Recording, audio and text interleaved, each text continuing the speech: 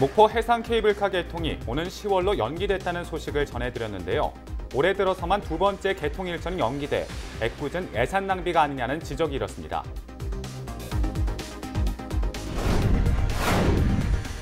광양 일부 택시 회사가 변경된 근로계약서 작성에 항의한 택시 운수 근로자들에게 배차를 해주지 않았다는 주장이 제기됐습니다. 택시 회사가 관련법을 위반했는지 여부가 쟁점입니다. 순천시가 반려동물 문화를 정착시키기 위한 반려동물 문화센터 설립을 추진합니다. 순천시는 인식 개선과 유기견 감소 효과를 기대하고 있습니다.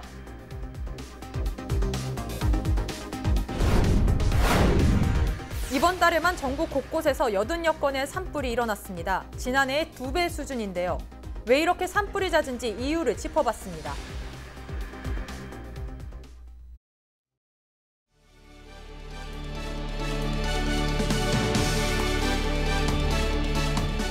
시청자 여러분 안녕하십니까? 헬로티비 뉴스입니다. 첫 소식입니다. 목포 해상 케이블카 개통이 오는 10월로 연기됐다는 소식을 전해드렸죠. 올해 들어서만 벌써 2번에 걸쳐 개통 일정이 연기된 건데요. 대대적인 홍보에 나섰다가 애꿎은 예산만 낭비하고 전국적으로 망신만 사게 됐습니다. 고정민 기자가 보도합니다. 목포 시내 주요 도로변에 홍보물이 내걸렸습니다. 4월 19일로 예정됐던 목포 해상 케이블카의 개통을 알리기 위해서입니다. 그런데 개통일이 돌연 5월 3일로 미뤄졌습니다. 케이블에 매듭을 짓는 데 투입될 해외 기술진의 방한 일정이 미뤄졌다는 게 이유입니다. 한 달 전부터 요청을 해야 돼요. 여기서 뭐 하루 늦어지고 여기서 이틀 늦어지라면은 일주일 늦어지고 이런 거는 뭐 대반사더라고요. 개통일이 연기되자 목포 해상 케이블카 운영사는 5월 3일로 수정된 새로운 홍보물을 또다시 내걸었습니다. 하지만 개통을 한 달여 앞두고 개통일이 10월로 미뤄지면서 이마저도 철거해야 할 처지에 놓였습니다. 그게 아마 목포시에서 한 게 있고 저희 회사에서 한 게 좀 있을 거예요. 아마 섞여 있을 거예요. 그게 이제 정확히 논의된 바는 없는데 저희는 이제 그 생각을 하고 있어요. 날짜를 바꾸든지 아니면 철거를 하든지. 목포시도 해상 케이블카 개통과 관련된 홍보 예산으로 2억여 원을 쏟아부었습니다. 노래자랑 프로그램에 3천여만 원을 썼고 수도권을 공략하겠다며 마세도시 선포식 행사에 1억 8천여만 원을 들였습니다. 해상 케이블카 개통 시점에 맞춰 행사를 기획했는데 개통일은 돌연 가을로 연기됐습니다. 결국 케이블카 제작이 처음인 건설사의 말만 믿었다가 낭패를 본 겁니다. 하지만 목포시는 업체와 이미 계약을 맺었다는 이유로 행사를 강행할 수밖에 없다는 입장입니다. 해상 케이블카 개통이 우리는 5월 3일로 맞춰서 이렇게 진행했는데 안전상의 그런 이유를 감수기로 그 개통이 연기됐잖아요. 그럼 그 개통이 연기된 만큼 그 많은 관광객들이 올 것을 대비한 그 기반 조성을 그 시간에 우리가 더 할 수 있는 시간을 벌었어요. 거듭된 개통일 연기로 신뢰도 추락이 우려되고 있는 목포. 홍보물은 이미 무용지물이 됐고 관련 행사도 반쪽짜리로 전락할까 우려됩니다. 헬로티비 뉴스 고정민입니다. 광양의 일부 택시업체가 근로자를 부당하게 업무에서 제외시키고 있다는 주장이 나왔습니다. 근로계약서 작성과 관련해 노사 간 이견으로 생긴 갈등이 계속되고 있는 건데요. 택시 근로자들은 회사로부터 배차를 받지 못해 생계가 막막하다고 토로합니다. 서채리 기자가 보도합니다. 광양 지역 일부 택시 운전기사들이 매일 아침 도로가 아닌 시청 앞으로 나와 천막농성을 하고 있습니다. 일을 하고 싶어도 2달째 회사가 배차를 해주지 않아 운행을 하지 못하고 있는 탓에 당장 생계가 막막합니다. 우리가 근무하는 시간은 24시간인데 회사에서 2시간짜리 근로계약서를 사인하라고 해서 저희들이 그 계약서에 사인을 못하고 2시간 계약서를 내밀면서 이 계약서에 사인을 하지 않으면 키를 놓고 나가라. 문 씨를 비롯한 몇몇 택시 근로자들과 회사의 갈등이 시작된 건 광양의 일부 개인 택시 업체가 유한회사 형태로 바뀌면서부터였습니다. 근로자들은 회사가 바뀌면서 새로 작성하는 근로계약서 조건이 산업금을 채우기에 턱없이 부족했고 바뀐 계약서 작성에 항의한 근로자를 택시 운행에서 제외시켰다고 주장합니다. 이에 대해 광양시는 특별히 확인된 문제는 없다며 노사 간 입장이 달라 발생한 문제라는 입장입니다. 이분들이 회사 주장하고 그 사측의 주장하고 노측의 주장이 서로 달라서 접점이 안 나오는 건데 회사 측에서는 이제 사업자가 바뀌었기 때문에 근로계약서를 다시 작성해야 된다. 이런 주장이고, 근로자는 승계가 되었기 때문에 그대로 하면 되다. 그런 주장이 서로 주장이 틀려요. 현행 근로기준법은 근로계약서 미작성 시 사측에 500만 원 이하의 벌금을 부과하도록 돼 있습니다. 광양시는 이러한 법령으로 회사가 배차를 하지 않고 있고 근로자와의 합의점을 찾지 못한 것이라 설명하면서 전남지방노동위원회에 해당 문제와 관련한 중재 신청을 접수했다고 밝혔습니다. 그러나 여객자동차운수사업법은 관할 지자체에 허가 없는 임의 휴업을 한 회사는 감차명령 대상에 해당한다고 규정하고 있습니다. 이번 주 내로 노동위원회의 중재 결과가 나올 것으로 예상되는 가운데 결국 사측의 배차 중단이 불법적인 행위인지가 주요 쟁점이 됐습니다. CJ헬로는 관련 사실을 확인하기 위해 택시 회사에 여러 번 연락을 시도했지만 닿지 않았습니다. 헬로TV 뉴스 서채리입니다. 반려동물 인구가 1,000만 명이 넘었다는 이야기가 나올 정도로 우리 주변에서 흔히 애완동물을 볼 수 있습니다. 그런데 반려동물 수가 늘어나는 만큼 유기견 등 사회적 문제도 끊임없이 발생하고 있는데요.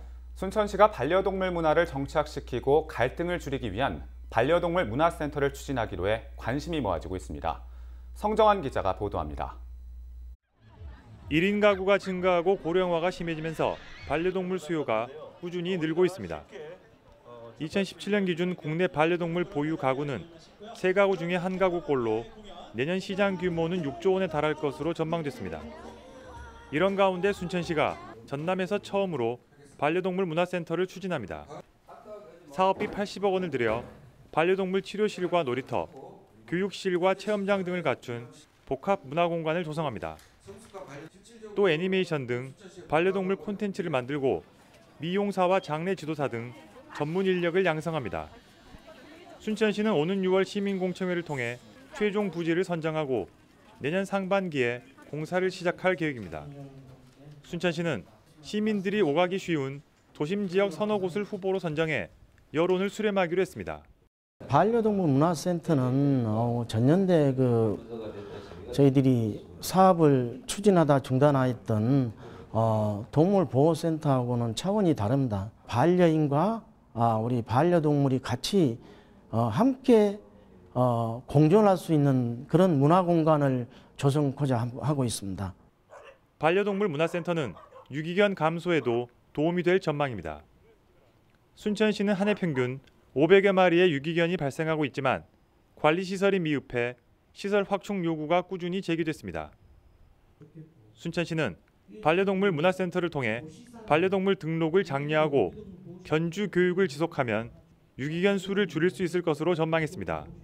사회적으로 제일 문제가 되고 있는 유기견에 대한 문제도 일정 부분 해결되리라 생각이 됩니다.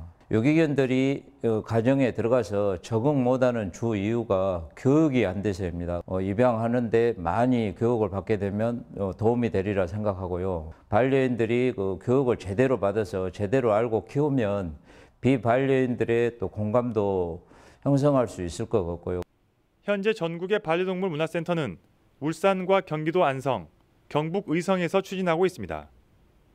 반려동물 문화센터가 반려동물에 대한 인식을 개선하고 동물 복지를 실현할 수 있을지 기대감이 커지고 있습니다.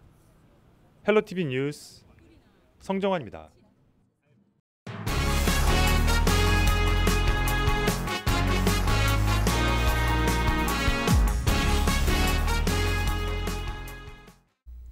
강원 고성과 강릉, 부산 해운대, 경북 포항까지 산불이 계속되고 있습니다. 이번 달에만 전국 곳곳에서 약 80건의 산불이 발생했습니다.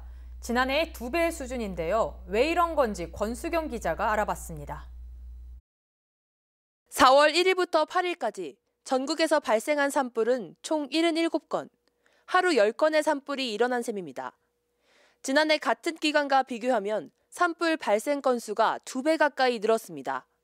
전국이 바짝 메말라 있기 때문입니다.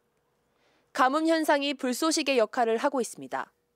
네, 전국적으로 최근 3개월 강수량을 분석해보면 평년 대비 61% 수준이고 대구 경상북도 지역을 보면 평년 대비 52% 수준으로 다소 적은 강수량을 보이고 있습니다. 산불의 연료가 되는 낙엽이 습기 하나 없이 말라 있는 상황. 여기에 불이 붙는다면 걷잡을 수 없이 확산되는 겁니다.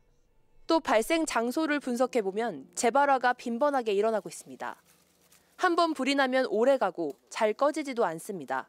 현재 산림 상태가 원인입니다.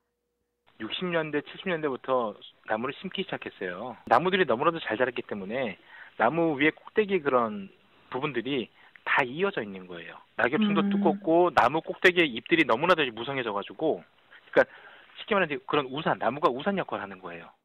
헬기에서 물을 뿌리더라도 땅으로 내려오는 양이 적고 두꺼운 낙엽층 밑에 불씨가 다 꺼지지 않은 채로 있다가 바람이 불면 되살아나는 겁니다. 산림청은 현재 산불 경보를 가장 높은 수준인 심각 단계로 유지하고 있습니다. 9일과 10일 전국에 비가 온 후에도 당분간 강한 바람과 건조한 날씨가 이어질 것으로 보여 산불 예방에 주의가 필요합니다. 헬로티비 뉴스 권수경입니다. 강원도를 비롯해 전국 곳곳에 산불이 잇따르고 있습니다. 건조한 날씨가 앞으로도 계속될 전망이어서 긴장감이 높아지고 있습니다. 한보모 기자입니다. 강원 산불로 불에 탄 면적은 약 530헥타르, 축구장 740여 개와 맞먹는 규모입니다. 불길이 급속도로 확산된 건 건조한 가운데 강풍까지 동반됐기 때문입니다. 이런 날씨 탓에 강원뿐 아니라 충남과 부산 등 전국 곳곳에서 크고 작은 산불이 잇따르고 있습니다. 실제로 최근 10년간 발생한 산불 중 절반 이상이 건조한 봄철에 집중됐습니다. 구체적으로 3월에 가장 많은 26%, 4월에 22%를 기록했고 5월에도 10%나 발생했습니다. 특히 건조한 날씨에는 바싹 마른 낙엽과 나뭇가지가 불쏘시개 역할을 해 대형 화재로 이어질 가능성이 높습니다. 건조한 날씨라는 거는 낙엽이나 이런 게 굉장히 바싹 마른 상태이기 때문에 조금만 우리가 담뱃불이나 이런 것만 해도 쉽게 불이 빨리 이렇게 일어나고, 우리가 연소에 살면서 중에 하나가 대표적인 가연물이거든요. 가연물이 굉장히 많다는 거죠. 그러다 보니까 일단 불이 나게 되면은 진화하기 어렵고. 이 때문에 최근 10년간 산불 피해 역시 3월과 4월, 5월 순으로 컸습니다. 봄철 피해 면적이 전체의 80% 이상일 정도입니다. 소방당국은 5월 중순까지를 산불 조심 기간으로 정하고 산불 예방을 위한 홍보와 순찰을 강화하고 있습니다. 2월 1일부터 5월 15일까지는 산불 조심 기간이라서 저희 소방서에서도 봄철 화재 예방 대책을 추진하고 있습니다. 입산자 등을 통해서 홍보 활동을 하고 있고요. 그리고 소방차를 활용해서 순찰을 강화하고 있습니다. 현재 남해안을 제외한 대부분 지역에 건조특보가 발효된 가운데 9일 오후부터는 전국적으로 봄비가 내려 건조함이 해소될 것으로 보입니다. 시료 습도가 낮아 매우 건조한 날씨가 이어지고 있습니다. 9일 오후에 비가 시작되기 전까지 바람도 약간 강하게 불면서 작은 불씨에도 큰 불로 이어질 수 있겠으니 산불 등 각종 화재 예방에 각별히 유의하시기 바랍니다.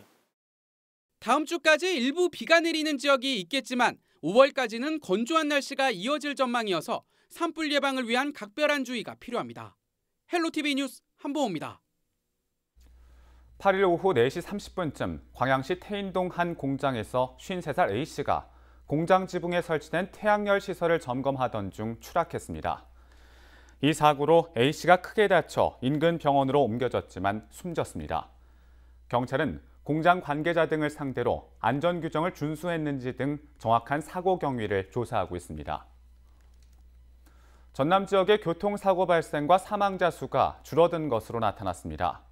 3월 말 현재 전남 지역 교통사고 발생 건수는 2,092건으로 이 가운데 사망자 수는 65명이고 부상자 수는 3,397명으로 지난해보다 크게 줄어든 것으로 집계됐습니다.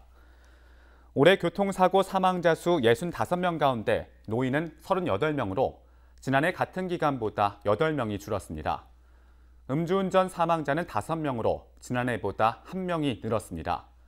시군별 사망자 수는 여수와 순천, 해남, 완도 등 13개 시군은 크게 줄었으나 목포와 곡성, 화순 등 6개 시군은 늘었습니다. 전라남도가 일제강점기부터 사용해온 일본식 지명에 대한 재정비에 나섭니다. 대상은 일본에 의해 한자가 왜곡된 일본식 지명 40개 등입니다. 또 1961년부터 고시대에 사용하고 있으나 도시개발이나 토지 이용 현황 변동을 반영하지 못한 지명 443개도 대상에 포함됩니다. 이외에도 주민들이 사용하고 있지만 고시가 안 된 지명 11,422개도 정비할 계획입니다. 전라남도 교육청은 오늘 10일부터 도민청원마당 제도를 시행한다고 밝혔습니다. 도민청원마당은 전남교육 현안이나 정책에 대해 30일 동안 도민 500명 이상이 동의한 청원이 있을 경우 교육감이 14일 이내에 답하는 제도입니다. 도교육청 홈페이지에 개설되며 정치적 목적이 있는 게시물이나 영리 목적, 욕설 등이 포함된 청원은 적정성을 검토해 제외할 방침입니다. 목포 자유시장과 신중앙시장이 중소벤처기업부 공모사업에 선정돼 사업비를 지원받습니다. 시장 경영바우처 지원 사업에 선정된 목포 자유시장과 신중앙시장은 사업비 1억 원을 활용해 전통시장 활성화를 위한 축제 운영과 문화공연 등을 추진할 계획입니다. 목포시는 관광객들에게 볼거리와 즐길거리, 먹거리를 제공해 전통시장을 새로운 관광자원으로 활용할 방침입니다. 광양시가 백운산의 산림박물관 건립을 추진합니다. 광양시는 백운산 산림박물관 건립을 통해 우리나라 최초의 수목원이 조성됐던 백운산의 역사성을 살리겠다고 전했습니다. 광양시는 2023년 박물관 개관을 목표로 전시실과 체험실 조성 등의 계획을 수립할 예정입니다. 순천만 국가정원 야생동물원에 있는 멸종위기종 사막여우가 새끼 2마리를 출산했습니다. 이번에 출산한 사막여우는 2015년부터 사육되고 있으며 새끼 2마리 상태가 양호해 6월 초부터 관람객에게 공개될 예정입니다. 사막여우는 소설 어린 왕자와 애니메이션 뽀로로에 나와 어린이에게 친숙한 동물이지만 국제 멸종위기종 2급으로 보호받고 있습니다. 우리 지역의 이슈 콕 짚어봅니다. 헬로 이슈 토크. 지역의 현안을 시시각각 다뤄보는 헬로 이슈 토크 시간입니다. 순천만 국가정원에 설치되어 있는 무인 궤도 열차 스카이큐브 때문에 지역사회가 들끓고 있습니다. 포스코의 자회사인 에코트랜스가 스카이큐브 운영 적자를 이유로 순천시에 막대한 보상금을 요구하고 있기 때문인데요. 순천시는 대기업의 횡포라고 주장하면서 순천과 광양 지역의 갈등으로까지 번지고 있습니다. 이와 관련된 이야기 지금 시작하겠습니다.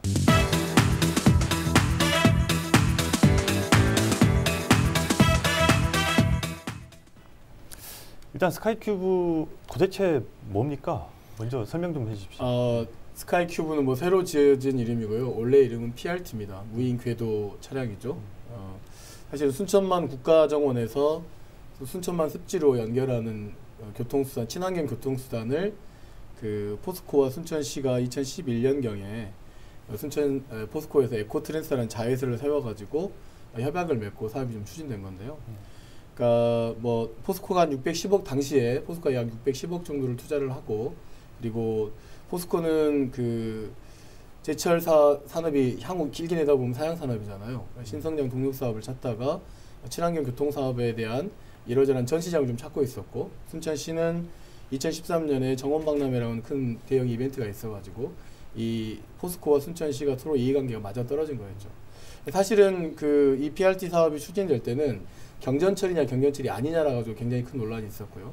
그 이후에는 이 순천만 국가정원에서 그 전시되고 운행될 무인 궤도 차량이 과연 그러면 친환경이냐 친환경이 아니냐 이런 논쟁이 있었고, 세 번째는 나중에 알고 보니까 순천시와 그 포스코가 맺은 협약 자체가 굉장히 그 순천시가에게 불리하게 독소조항이 굉장히 많았던 불공정 협약의 문제가 있는 거 아니냐라고 과거 이미 2011년 전에 이런 문제들을 예상을 했었습니다. 사실은. 네, 구체적인 내용은 조금 뒤에 하여튼 뭐 그렇게 해서 순천만을 연결하는 포스코가 운영하는 그 뭐 교통수단이라고 보면 될 것 같습니다.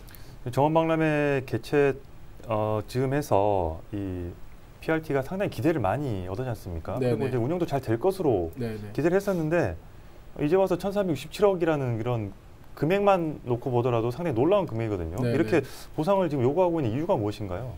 순천시에 지금 1,367억을 좀 보상을 요구해서 소송을 좀 하고 있잖아요. 근데 사실은 이게 앞서 말씀드렸다시피 순천만 정원박람회라는 큰 대형 이벤트 안에서 포스코도 나름대로 그 스카이큐브를 전 시장으로 활용하려고 했었잖아요. 그런데 정원박람회가 개최될 무렵에 개장을 하지 못했습니다. 사실은 1년 뒤에. 네, 그렇죠. 그러니까 사실상 어떻게 보면 사업 시작부터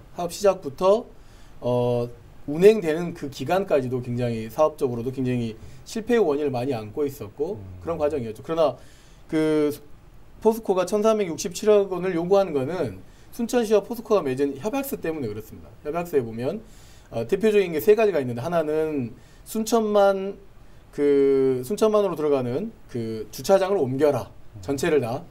두 번째는 순천만 습지로 가는 모든 교통수단은 이 PRT로, 그러니까 스카이큐브로 단일화한다. 네, 세 번째는 이 스카이큐브, 그러니까 PRT를 운영하면서 생기는 손실 금액은 순천시가 투자위험 분담금 제도에 따라서 보존을 해줘야 된다. 그리고 그 세 번째 투자위험 분담금 제도에 따라서 지금 현재 본인들이 사업이 실패했고, 그러니까 사업 실패해서 이제 철수해야 되는데 그 사업 실패를 마다 하기 싫고 순천시 때문에 사업을 실패했으니까 투자위험 분담금 제도에 따라서 이 금액을 좀 보상해라라고 이렇게 요구하고 있는 것 같습니다. 그렇습니다. 이게 지금 현재 대한상사중재원에 지금 검토가 있기 때문에 저도 이제 이 현장 취재를 해봤지 않겠습니까? 이제 당사자들도 취재해 보면서 협약 해지 지급금이라는 네. 이 용어를 네. 용어에 대해서 상당히 민감하게 좀 반응을 하더라고요. 네. 단지 보상금 이런 차원이 아니고, 그럼요. 네, 협약 해지에 대한 지급금이다. 전문가 계시기 때문에. 네, 이렇게 지금 용어를 강조를 하고 있는데 그 부분이 왜 중요한 겁니까?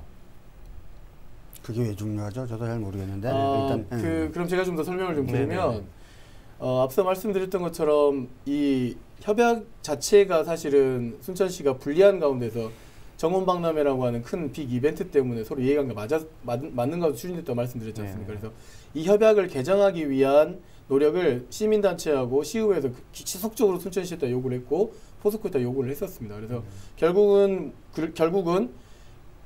답변이 온 게 뭐냐, 협약은 수정하지 못했지만 협약에 따른 투자위험 분담금은 생긴다 하더라도 순천시 책임을 묻지 않겠다. 포스코가 그렇게 공문을 보내왔죠. 다만 이 협약서가 은행으로부터 대출받는 담보로 잡혀있기 때문에 지금은 협약을 할 수 없고 이후에 협약을 하자. 협약을 예를 들어서 변경하는 절차를 밟고 있는 중에 지금 현재 사업이 굉장히 어려워져 가지고 지금 어떻게 보면 사업이 자초된 거잖아요. 그러니까 그 투자위험 분담금, 그다음에 협약 해지와 관련된 내용이 그 협약서 내용이가 있습니다. 네, 거기에 따라서 포스코가 이제 소송을 걸고 있는 것이죠. 그러면 지금 포스코 에코트랜스에서 주장하는 1,367억 원이라는 금액이 시청자 여러분들이 다 알고 있는 금액인데 네. 왜 이렇게 큰 금액이 산정이 됐는지 혹시 근거를 설명해 줄 수 있나요? 초기 투자를 하려고 했을 때 610억. 제가 뭐 자세히 알고 있는 건 모르겠습니다만 1,367억은 원래 이게 30년 동안 운영하기로 돼 있어요. 30년 동안 운영하고 기부 체납을 순천시다 하면 결국 이제 순천시가 그 철거 비용을 물기로 돼 있는 거죠. 근데 아마 초기 투자 비용 610억과 그다음에 30년 동안 운행된다고 했을 때 생기는 뭐 이러저러한 뭐 손익 계산에 따라서 포스코가 좀 계산한 금액이지 않은가 싶어요. 그렇군요.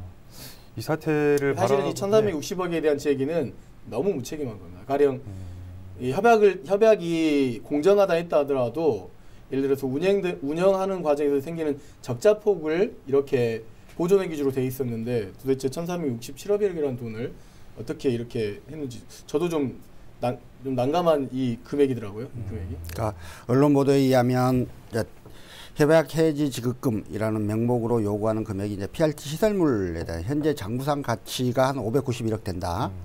근데 향후 25년간 발생할 수 미래 보장 수익 금액이 709억. 그리고 지난 5년간 투자위험 분담금을 지급하지 않았다. 그게 67억이다. 합하면 그 정도 된다. 이런 주장 같아요. 근데 이제 문제는 이제 이 협약 해지 지급금이라고 하는 말이 말하자면 협약을 체결할 때, 계약을 체결할 때 계약이 해지되는 경우 손해배상을 누가 질 것인가라고 하는 규정을 두지요. 당연히. 따라서 그 계약에 따른 계약 해지에 따른 손해배상금의 의미일 거예요. 그래서 손해배상금을 어떻게 산정하느냐는 각자 입장에 따라 다른 거고. 그렇죠. 네. 그 금액이 적정한 것인지에 대해서는 또 따져봐야 하는 문제고. 네. 가장 근본적으로 협약이 누구의 잘못으로 해지됐느냐, 계약이 누구의 잘못으로 책임 있는 사유로 해지됐냐를 먼저 따져야 되는 거고. 그래서 책임이 없는 자가 책임 있는 자에 대해서 청구를 하는 것이니까 그 부분부터 따져봐야 되는 것일 거예요. 근데 이제 그런 측면에서 보자면 일단 뭐 계약이 있고 계약이 따라 계약을 해지하는 즈음에서 손해배상을 해달라고 하는 건 계약의 일방 당사자가 할 수는 있는 이야기죠. 네. 그렇다면 그 청구를 받은 순천시가 먼저 해야 되는 건 뭐냐면 이 계약이 해지된 책임이 나한테 있지 않고 너한테 있어. 네가 요구하는 금액은 이러이러해서 틀렸어. 이런 이야기를 해야 되는 게 맞아요. 근데 제가 뭐 내부 사정을 다는 모릅니다만은 상사중재원에 중재 요청을 했다는 이야기가 터져 나오자마자 바로 포스코의 갑질 이렇게 치고 나가고 있어요. 그러면 이건 자신이 없는 건가? 이제 금액에 대해서는 자신이 없는 건가? 네. 그래서 이걸 어쩔 수 없기 때문에 방어하기 위해서 대중들한테 호소하고 있는 건가? 이런 느낌이 드는 거예요. 네. 법률가인 제가 보기에는 굉장히 이 사태에 관한 대응이 굉장히 좀 이상해요. 순천시의 대응이 지금 저는 이제 그 변호사님께서 하신 말씀은 이제 충분히 이 협약 내용에 따른 것에선 좀 일면 통일을 하면서도 이게 서로 양쪽이 당사자가 이해관계가 맞아가지고 사업이 추진됐잖아요. 그러면 이게 어쨌든 사업이 실패된 거잖아요. 사업이 실패해가지고 이제 포스코는 철수할 수밖에 없잖아요. 적자가 계속 생기니까. 그러면 이와 관련해서 양 당사자가 우리 협약도 이렇게 맺어졌으니 이거를 이제 어떻게 할 거냐라고 하는 그런 협의 테이블이 저는 있었을 거라고 생각하거든요. 그런 협의 테이블이 있었을 것이고 지금도 놓고 보면 포스코가 1467억을 지금 조정 신청 내놓은 거잖아요. 그러니까 대단히 머리가 좋은 거죠. 1467억을 다 보상 받으려고 하는 건 아닐 텐데 이제 이런 상황에서 포스코의 갑질 이야기가 나온 거라고 저는 예측됩니다. 예를 들면 이런 거 아니겠습니까? 포스코가 가지고 있는 변호사의 뭐 이러저런 법률적 대응 능력과 이제 기껏해야 자문 변호사 정도 있는 순천시에서 이 대응을 한다고 했었을 때 막연한 거죠. 순천이 사실은 이 사업이 잘 되고 못 되고를 떠나서 그러니 이 문제를 기본적으로 정치적으로 해결하려고 하는 의도가 있었겠죠. 저는 필요하다고 생각합니다. 그다음에 두 번째 그런 게 있는 거죠. 포스코가 작년에 50주년 그 회사 50주년이 돼가지고 다른 지역에는 몇천억 거의 조에 가까운 돈을 사회공헌 하겠다라고 해서 여기 일면 톱으로 이렇게 보도가 되온 적이 있었어요. 근데 기껏해야 지금 그 금액에 비하면 1367억은 1조에 비하면 거의 10%도 안 되는 금액인데 이런 정도 뭐 1000억 단위로 조 단위로 사회공헌하는 기업에서 작은 순천시에다 자치단체들 1367억을 갑자기 손해배상을 내놓는다? 그러니 우리가 할 수 있는 것은 정치일 수밖에 없지 않겠느냐. 그리고 그런 정도에서 뿐만 아니라 이제 대응을 시작하겠다라고 하는 것이죠. 그렇게 하지 않겠나 입장에서는 싶습니다. 대응을 시작을 한 게 첫 번째로 이제 허석 시장께서 직접 기자회견을 열어서 부당함을 이제 호소를 하셨고 공교롭게 저하고 이름이 좀 비슷해가지고 예. 지난주에도 광장 토론회를 직접 사회를 보면서 개최를 하셨어요. 그 현장의 목소리는 좀 들어보셨는데 이게 이런 거죠. 이 PRT를 가져온 사람 따로 있고 협약을 변경을 하라고 했는데 이러저러한 이유로 변경을 안 해버리고 그러다가 이제 결국은 지금 새로운 시장이 와가지고 이 문제를 책임을 어쨌든 져야 되는 상황이다 보니까 시민들에게 좀 호소하는 측면도 있고 좀 답답함도 좀 이런 것들이 있는 가운데서 시민들이 지혜를 얻는 방법이 그런 광장 토론이나 아니면 기자회견을 통해서 얻을 수 있지 않을까라고 하는 것을 좀 보여주고 있는 거라고 생각되고 그러나 이제 어쨌든 이 상황 자체가 소송과 조정의 과정이 있기 때문에 순천시는 굉장히 이 과정에서 실력을 보여준다고 저는 생각합니다. 그러니까 이 문제가 승소냐 패소냐 이런 게 아니거든요. 조정이거든요. 조정이기 때문에 포스코의 소송을 저에게 묻는다면 포스코의 소송을 좀 각하시키기 위한 노력을 해서 협의 테이블을 만들어서 좀 원만하게 해결되는 것이 가장 좋은 방법이지 않겠나 싶습니다. 어쨌든 양측이 책임은 분명히 이제 갈릴 겁니다. 어느 정도 누가 책임이 있는지가. 그런데 이런 순천시의 어떤 그런 노력이나 이런 입장 표명과 달리 순천시에 책임이 있다. 이렇게 지적하는 지역민들도 많이 있거든요. 순천시 책임 있죠. 네. 순천 책임이 없다고 당시에 이제 또 제가 의원이기도 하셨고, 네네. 당시에 이 사업을 그 노광규 시장 시절에 이 사업을 추진했었습니다. 정문박람회. 그래서 경전철이냐 경전철이 아니냐로 처음에 논쟁이 붙었다고 말씀드렸잖아요. 우리는 경전철이라고 봤고 사업을 추진하는 사람 입장에서는 경전철을 하게 되면 뭐 궤도운동법에서 굉장히 복잡한 절차가 치러지거든요. 그래서 이거 궤도운동법이 적촉받지 않는 뭐 그렇게 하려고 했었고 나중에 들여다보니까 말씀드렸던 게 굉장히 불공정한 협약, 독소조항이 굉장히 많이 있었죠. 그러니 이 협약서를 공개하지 않고 추진한 거고 그다음에 이게 공유주 예산에 따라서 공유사를 이용하기 때문에 순천시 의회 동의를 받아야 되는 일이거든요. 근데 순천시 동의를 받고 사업을 추진하지 않았습니다. 그래서 거기에 마지막에 협약서에 보면 당시 그 순천시 의회 의장이 사인을 했는데 아마도 순천시 의회의 공유재산 통일 절차를 거치지 않기 위한 방법으로 좀 그렇게 제시된 게 아닌가라고 좀 지적했고 그건 이러저러한 내용들이 감사원 감사를 통해서 이미 장황하게 다 밝혀져 있습니다. 그래서 PRT 사업 자체는 추진 단계에서부터 굉장히 의혹이 많았었고 단계에서 포스코가 제출했었던 여러 가지 사업 계획 내용의 지표들 있지 않습니까? 하루에 얼마를 벌어야 이게 적자가 안 나고 운영될 수 있다랄지 그 수치도 굉장히 높게 계산돼 있어가지고 적자를 볼 걸 뻔히 알고도 추진된 사업이었었던 것이죠. 네. 그렇죠. 세상의 모든 일들은 처음 느낌과 다르게 흘러가요. 네네. 그걸 사람들이 다 알기 때문에 계약을 작성하고 계약을 체결하고 해요. 네, 그렇습니다. 이 협약도 계약이지 않겠습니까? 근데 그렇다면 이 사업이 잘못된 경우에 어떻게 할 것인가를 그렇게 되는 것 시민의 세금이 어떻게 그 소진될 것인가에 대한 냉철한 인식을 가지고 맞습니다. 네. 사업 추진의 필요성과 그 사업이 실패했을 경우에 시민들의 부담을 고려를 해서 적정하게 문제를 풀었어야 되는 거죠. 그렇지 못한 거죠. 결국은 그 내용들이 다 협약서에 들어있을 것이고 지금 순천시장의 태도로 봐서는 협약서상 굉장히 불리하고 상대방 요구를 들을 수밖에 없는 게 아닌가라는 생각이 들 정도로 행동을 하고 계셔요. 결국은 조급할 수 있다. 결국은 이제 협약이 문제일 거예요.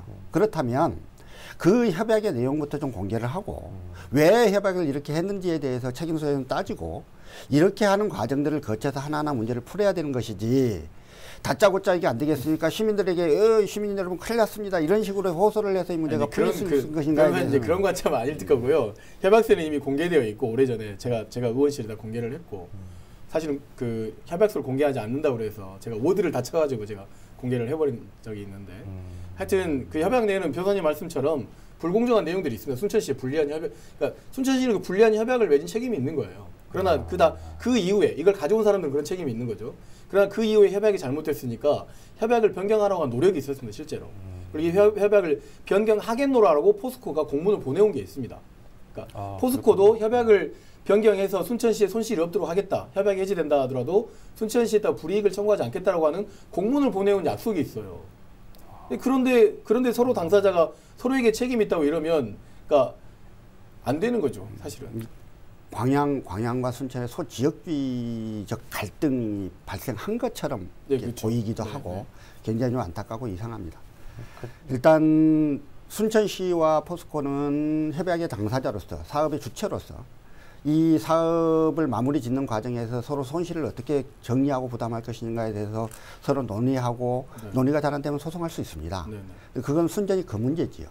근데 이제 이 문제를 대응하는 과정에서 굉장히 허석시장이 정치적인 멘트로서 정치적 분위기로서 그 어떤 대중의 좀 이렇게 여론을 모아서 선동하는 방식으로 문제를 시작을 했고 거기에 대해서 온갖 간변단체들이 나와서 막 이렇게 하는 과정에 이 부분에서 이제 광양 시민들이 굉장히 불안을 느끼는 부분들이 있었죠. 사실 광양 시민들로서는 지난 2009년도 순천대 공대의 광양 캠퍼스 유치 과정에서 정말 아무것도 한 바 없이 엄청 도둑놈이 된 듯한 느낌들을 가지고 많은 비난을 받아왔던 적이 있어서 이 문제에 사실 생각보다는 너무 민감하게 반응하고 있는 면도 있어요. 근데 그런 이유 때문에 지금 저렇게 반응하는 건데 어쨌든 그럼에도 불구하고 좀 광양의 온갖 간변단체들이 갑자기 순천시와 포스코의 두 문제에 대해서 포스코의 수호천사를 자임해서 저렇게 가는 것도 너무 무리고 오바다. 그건 적절치 않다는 생각은 들고요. 양 주체가 조금 더 이성을 차리고 이 문제를 좀 잘 해결했으면 좋겠다. 그리고 저는 사실 바라건대는 지난 과정들을 좀 살펴보면 최소한 허석 순천시장이 저희 광양시장에게 우리가 광양을 공개하고자 함이 아니다라고 하는 것을 공개적으로 좀 밝히고 혹시 그런 뜻으로 비쳤다면 사과한다는 뜻을 밝혀서 이 지역 감정의 문제가 더 이상 갈등 국면으로 가지 않도록 상호 두 분이 좀 노력을 하셨으면 좋겠다는 생각은 듭니다. 그것도 필요한 조치일 것 같습니다. 사실은 우리가 광양원구 통합에 대한 이야기도 하고 있고 어떻게 보면 생활권이 같은데 좀 이런 어떤 마치 이게 뭐 반기업 정서로 좀 나타난다거나 이러지는 좀 않았으면 좋겠고 다만 사실은 이 차제에 사실은 많은 그 광양원권에 있는 시민단체들이나 뭐 이런 환경운동 단체들에서 사실은 포스코드로 인해서 이러저러한 뭐 굉장히 좀 갈등이 좀 있는 뭐 문제들이 좀 있었지 않습니까? 근데 사실은 환경 문제들을 좀 제대로 들여다보지 않았어요. 근데 최근에 막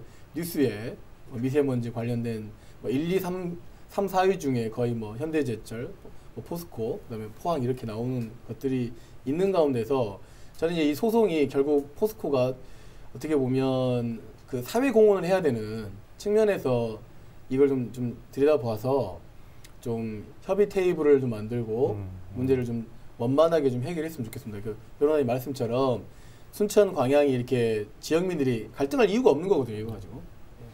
마무리 좀 해야 될 것 같은데. 사안 자체도 그러하고요. 사실 좀 여수순천 광양을 통합하자라고 하는 움직임들이 있어 왔고 거기에 대해서 전체 이 3개 시군의 찬성률이 한 70 몇 프로 돼요. 행정협의도 이미 운영되고 있고. 근데 거기에서 특히 순천의 제주도는 한 88%, 광양은 52%밖에 안 돼요. 지난 과정과 역사가 좀 있어요. 광양이 좀 반발할 수 있는 과정들이 있습니다. 그러면 통합을 추진하는 과정에 있다면 순천이 이 통합을 전제로 해서 많은 것들을 서로 양보하기도 하고 협의하기도 하는 과정들을 거쳐야 돼요. 그런 측면에서 보자면 이번은 의도했던 바는 아닐 수 있겠지만 그런 부분에 조금 거슬리는 행동들이 있었다는 뭐 생각이 들고요. 에코트레스와 순천시와의 갈등이 지역에 뭐 이렇게 이런 뭐 이렇게 뭐 어떤 갈등으로 비춰질 문제가 아니고 포스코하고 순천시가 당초에 하기로 했던 이 사업이 실패로 끝나는 것에 대한 어떤 책임을 묻는 과정이고 그것이 너무 대기업이 좀 지나치게 1367억을 결국 물게 되면 세금으로 줘야 되잖아요, 우리가. 네, 이런 것에 대한 반발이다라고 보시면 될 것 같아요. 지금 차후에 이제 대한상사중재원에 지금 이제 상정이 된 내용인데 앞으로 절차 지금 어떻게 진행될? 이제 대한상사중재원에 간 이유는 뭐냐면 그 계약서의 마지막 항에 그렇게 돼 있을 거예요. 이 협약과 관련하여 분쟁이 생기면 대한상사중재원에 중재를 요청하기로 한다라고 하는 중재 요청 규정이 있어요. 그게 없으면 글로 안 가고 그냥 법원으로 갈 텐데 그 규정이 있어서 그렇게 갔을 거고요. 근데 상사중재원으로 간다는 이야기는 정말 중재 조정을 받겠다는 뜻입니다.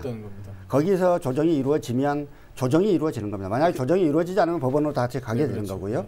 그래서 이제 그 과정을 거쳐야 할 것이고 거기도 상사중재원도 어쨌든 전문가들이 앉아서 그 조정하고 중재하는 역할들을 하니까요. 결국 그 테이블에 가면 온갖 그 어떤 정치적인 언사들은 다 빠지고 철저하게 법적인 책임만 가지고 서로 논의하게 될 것이고요. 그러면 뭐 지금 현재 하고 있는 이야기보다는 훨씬 다른 결과가 나올 가능성이 크지요. 상당 부분이 길어질 겁니다. 그러니까 뭐 소송 관련 내용들도 길어질 거고 그다음에 굉장히 좀 뭐 길어진 과정에서 뭐 지금이야 막 불붙어서 이렇게 되고 있긴 하지만 이러저러한 책임 문제랄지 이런 것들에 대한 것들이 좀 나오게 될 것 같고 좀 정리를 해야 될 것 같은데 마지막으로 변호사님께서 이 사안을 바라보는 시각 그리고 이 지역 주민들에게 한 말씀 부탁드리겠습니다. 그러니까 그 우리가 과거에 이제 서울에서 SOC 사업들과 관련하여 우리가 지금 들어도 굉장히 황당한 대기업의 우호적인 조건들이 굉장히 많이 돼 있어요. 지금까지. 그런 부분들이 국민들 입장에서 보자면 굉장히 황당한 것들하고 이거 하나하나 법적 제도적으로 또 관행적으로 잡아나가야 할 부분들이겠고요.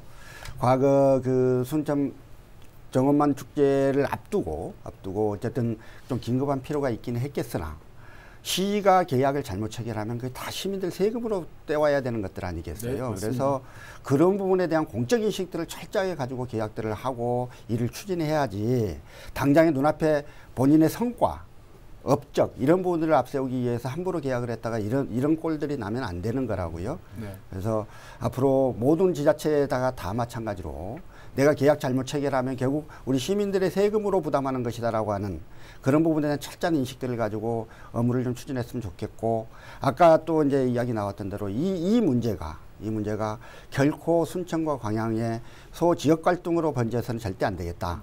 근데 지금 이미 어느 정도 좀 번져 있는 부분이니까 그러지 않았으면 좋겠다는 말만 하고 계실 게 아니라 양쪽 시장님들께서 이 문제를 적극적으로 수습하기 위한 노력들을 하셔야 한다. 안 하면 지역이 굉장히 좀 불행해진다라는 생각이 좀 들고요. 그런 부분에 있어서는 조금 촉구를 드립니다. 네, 사실은 그 도시의 기간 산업이나 기반 산업에 대해서 그 민간 투자를 과거에 좀 받아서 사업이 잘 될 거라고 생각했는데 순천만 놓고 보면 자원순환센터도 4년 만에 중단돼 버렸고 이 PRT 사업 같은 경우도 지금 5년 만에 좀 중단돼 버린 사업이지 않습니까? 이런 문제들에 대해서 변호사님 말씀처럼 책임을 물어야 되는 법적 조치가 좀 필요한 것 같습니다. 그래서 어쨌든 지금 현재로서는 1,367억 원을 지금 순천시가 물으라고 한 건데 한 가구당 따져놓고 보면 150만 원의 금액을 내야 되는 거예요. 어마어마한 일이거든요. 사실은 어떤 기업에 뭐 이렇게 잉여금이 남아가지고 드리는 게 아니라 세금으로 주는 겁니다. 그래서 포스코도 그걸 좀 잘 이해를 해서 소송을 좀 그만 중단하고 협의 테이블 속에서 좀 협의가 됐으면 좋겠고 2차제의 그 자치단체에서 벌어지고 있는 뭐 BTL, BTO 사업 이런 사업들이 좀 잘 검토돼서 시민들이 좀 피해가 더 이상 없었으면 좋겠습니다. 오늘 말씀 감사합니다. 순천시와 에코스트랜스의 팽팽한 주장이 맞선 상황에서 스카이큐브를 둘러싼 갈등이 양 지역 간 감정 싸움으로 확산되고 있어 우려의 목소리도 큰 상황인데요. 7월경 발표될 중재 결과에 많은 귀추가 주목되고 있습니다. 지금까지 헬로 이슈토크였습니다.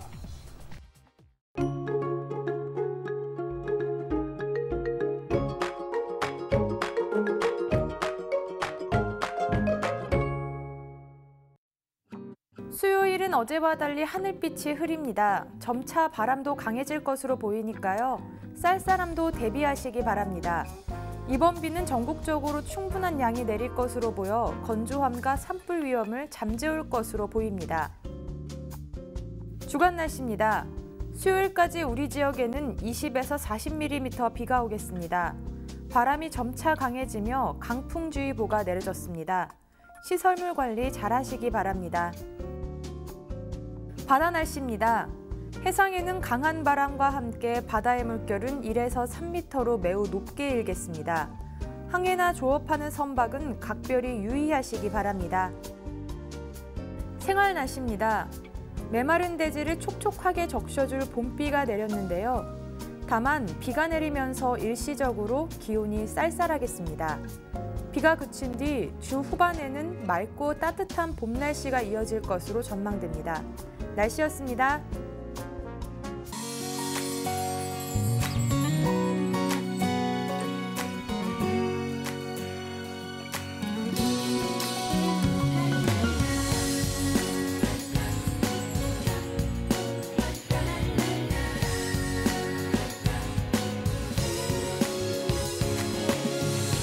파란 하늘 기분이 좋아 빨라지는 걸음 너에게